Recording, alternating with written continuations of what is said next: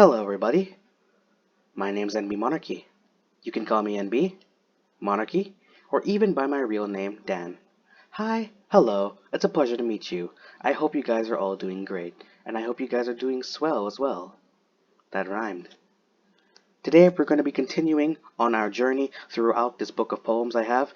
For those who are unaware, I have this book of poems where my goal is to read every single one, reach from the very beginning to the very end. If you saw my part 2 of my poetry reading, you would know I did the first 5 already. Now we're going to do another 5 for this one, for episode 3. Before I continue, I just want to say, if you enjoy my content and like what I'm doing, please drop a like and subscribe. And leave a comment down below. Don't worry, I'll see ya. Now, one more thing I forgot to mention was that we're going to do the 5 poems from the book and one more poem. A poem given to me by a friend. I see her as more of a friend. She's my quote-unquote Discord mother. If you were on Discord or online for a really long time, you would understand what I meant by that. Now, here we go. Starting off with our first poem of the day, The Fly by William Blake, 1757 to 1827. The man has lived a long, long life. Rest in peace. The Fly comes from William Blake's collection of songs of experience. Blake was keen to explore both the joy and suffering in human existence. Wow. Why do you think he chooses to draw a comparison between a fly and a human? What do you think the blind hand in the third stanza refers to? Here we go. Little fly, thy summer's play my thoughtless hand had brushed away. Am not I a fly like thee, or art not thou a man like me? For a dance and a drink I sing, till some blind hand shall brush my wing. If thought is life and strength and breath, and the want of thought is death, then am I happy?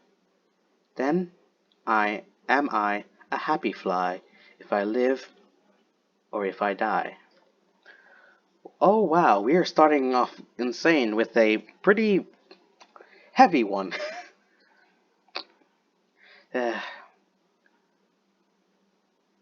I gotta be honest with you, I hate flies. They bring me, whenever I see one, I just see sadness.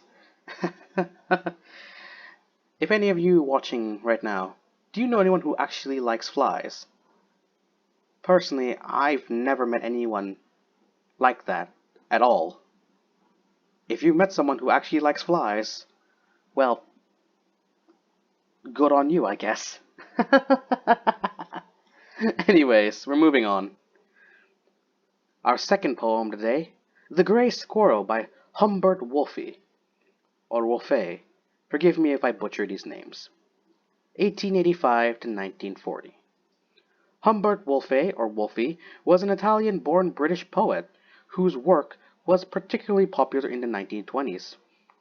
Gray squirrels are common pests because of the threat they pose to their red relatives. Wolfe uses enjambment, running a sentence across a line break at the end of the first and third stanzas. What is the impact of his technique on the way the poems read? Let's just see. Like a small gray coffee pot sits the squirrel he is not. All he should be, kills by dozens, trees and eats his red-brown cousins. Oh my. The keeper, on the other hand, who shot him, is a Christian, and loves his enemies, which shows the squirrel was not one of those. Short and simple, but I still love it. I never knew that was a thing. Like, squirrels aren't heavily populated here. There are squirrels, but it's rare to see them. Where I live, at least. I didn't know there was a thing called gray squirrels that were cannibalistic, I'm assuming, based off of what I'm hearing. Have you ever witnessed that? Leave a comment down below. Our third poem of the day, The Eagle Fragment. Eagles. Probably the most overrated, I mean that, overrated animal in all of media. Fun fact, the majestic call of an eagle you hear in every Western movie, that's not an eagle, by the way. Look it up if you want to know. Alfred Lord Tennyson was the one who made this interesting poem from 1809 to 1892. Let's go! Alfred Lord Tennyson was an eminent Victorian poet. He's from that time, eh? He served as poet laureate from 1850 until 1892. I'm sorry, I was questioning whether or not I pronounced that correctly. Laureate. Laureate. Well, I'm gonna have to look that up to see how you properly pronounce it, but I'm very confident that I got it wrong. Anyways, let's keep going. And was the first writer to be awarded a peerage. The eagle describes a bird of prey looking over the landscape. Why do you think Tennyson avoids using the bird's name? Alliteration is the technique of using words that begin with the same letter. Can you spot its use in this poem? By the way, I like using alliteration a lot. It's really fun.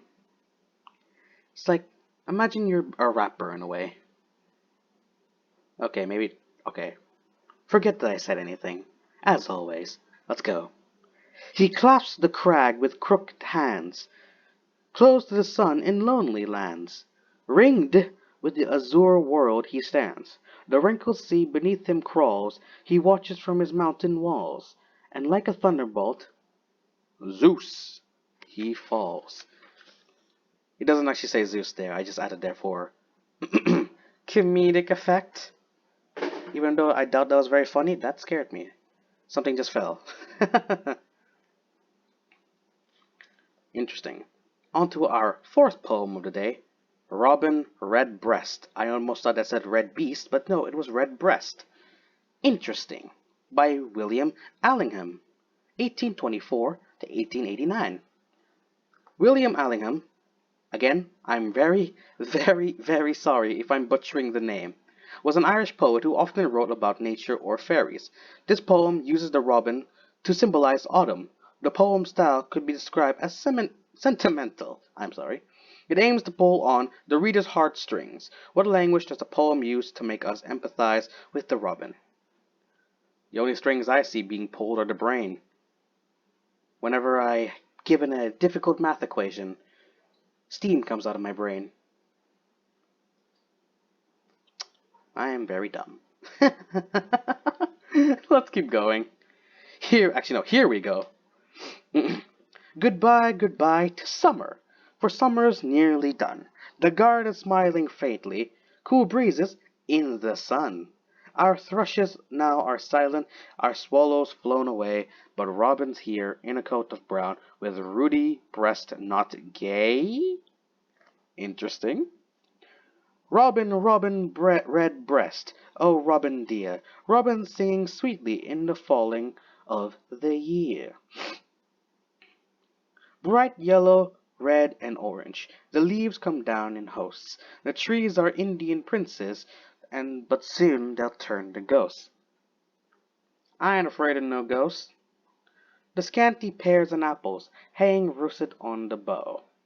It's autumn, autumn, autumn late, 'twill soon be winter now. Robin, Robin Redbreast, oh Robin dear, oh well away, my Robin, for pinching days are near.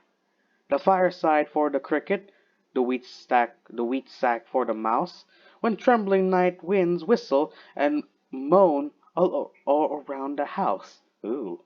The frosty ways like iron, the branches plumbed with snow. Alas, in winter dead and dark, where can poor Robin go?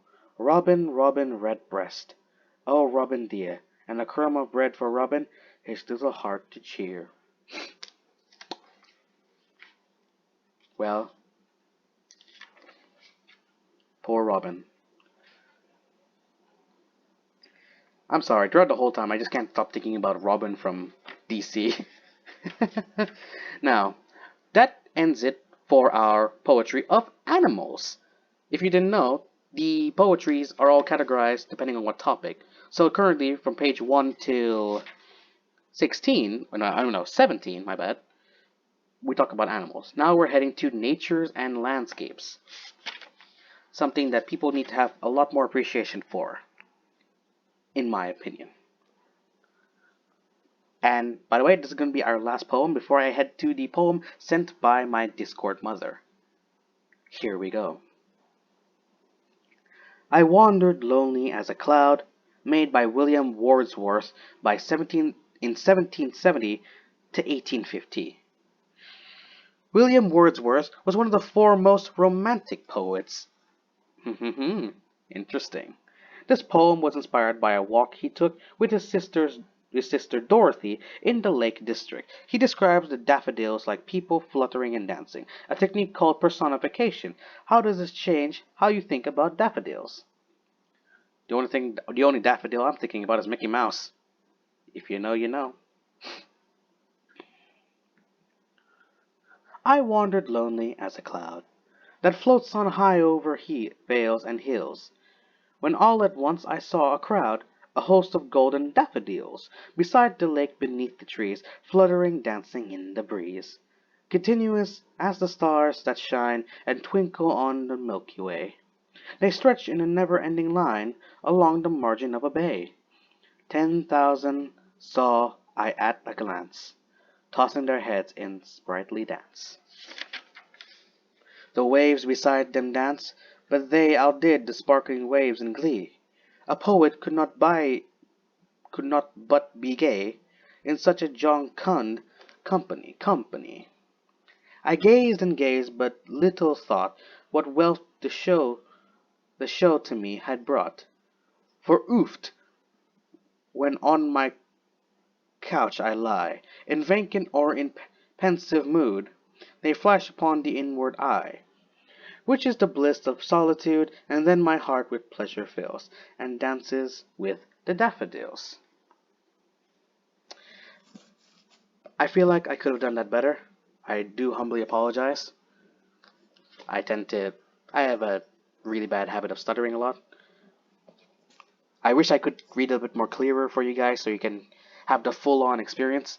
A friend of mine recommended I do this in segments, but I kind of like the fact that I'm doing this all in one, simply because it makes me feel a lot more natural, in a way, trying to show my more natural side, rather than just being, rather just, like, I know if I did it in segments, it would be a lot better quality, but, like, I want to, again, like I said, I want to be real, I don't want to just be doing that, and I could just, like, continuously, like, segment my intro, so I don't have to do it constantly, but I want my voice in a way to come out with my current emotions, like actual emotions and feelings. I don't want to make myself seem like a robot, if you know what I mean.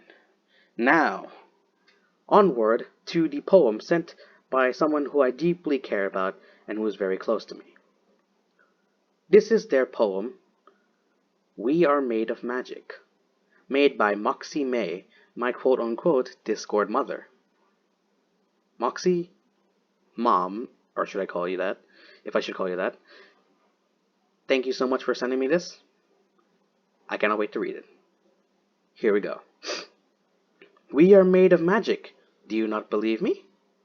I'll tell you how I know. There's a powerful magic that grows in the spring. It can show us who we are. It can show us what we need to see. It can transport us outside of ourselves. It can heal us.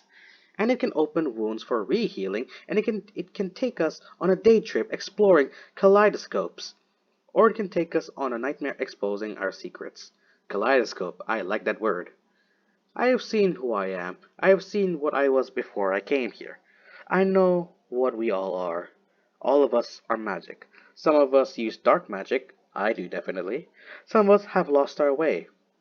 Some of us has misused the magic and hurt the magic. But the magic does not die. It cannot be erased. The magic that we are is eternal. We cannot dismiss it. We are always, have been, and always will be magic. Thank you so much, Mom. I really appreciate it. I love this a lot. It makes me happy. What else can I say? It also makes me feel special in a way. And I like the word kaleidoscope. Is that all I really have to say? I swear I have a lot more to say. I just don't know how to express myself. When you're good at speaking, but you struggle at simply just expressing yourself and how you feel. I don't know what else to say other than I loved it. I loved it a lot. Thank you very much once again, Moxie. You told me to link this social of yours in the description, so I will. Go, if you want to befriend Moxie, her Discord is in the description below. Now, that will do it for our poem reading of part 3. Thank you very much for watching the whole way through. I hope you guys enjoyed. Please, if you enjoyed my content, smash the like button, leave a comment down below, and subscribe if you want to see more. Don't forget to press the bell icon. My name's NB Monarchy, and I hope you guys have a beautiful, beautiful day. Bye.